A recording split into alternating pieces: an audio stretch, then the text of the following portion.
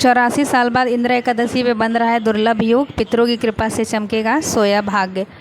हर साल अश्विन माह के कृष्ण पक्ष की 10वीं तिथि के अगले दिन इंद्र एकादशी मनाई जाती है।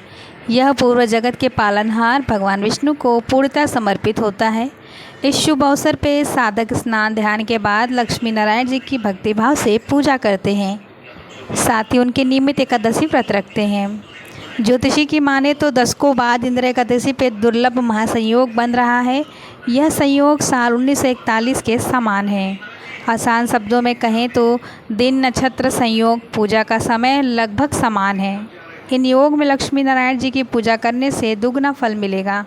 आइए इसके बारे में सब कुछ जानते हैं। इंद्र एकादशी शुभ मुहूर्त। वैदिक पंचांग के अनुसार आश्विन माह के कृष्ण पक्ष की एकादशी तिथि की शुरुआत बुधवार 17 दिसंबर, अंग्रेजी कैलेंडर के अनुसार यानी 16 सितंबर की रात को देर 12:21 पर होगा। वहीं 17 सितंबर को देर रात 11:39 पर एकादशी तिथि का समापन होगा।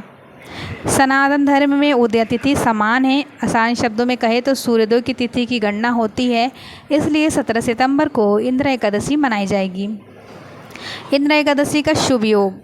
इंद्र एकादशी के दिन परीघ योग का संयोग बन रहा है। परीघ योग का समापन 17 सितंबर को देर रात 10:55 पर होगा। इसके बाद शिव योग का निर्माण होगा। वहीं शिववास का संयोग देर रात 11:39 तक है। इस दौरान भगवान शिव कैलाश पर मां पार्वती के साथ विराजमान रहेंगे।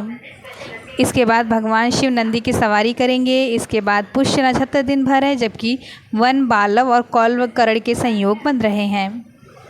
बुधवार 17 सितंबर के दिन इंद्र एकादशी मनाई गई थी। इस दिन एकादशी का संयोग 4:26 तक था। वहीं एकादशी तिथि की शुरुआत 16 सितंबर को शाम 4:19 पर हुई थी।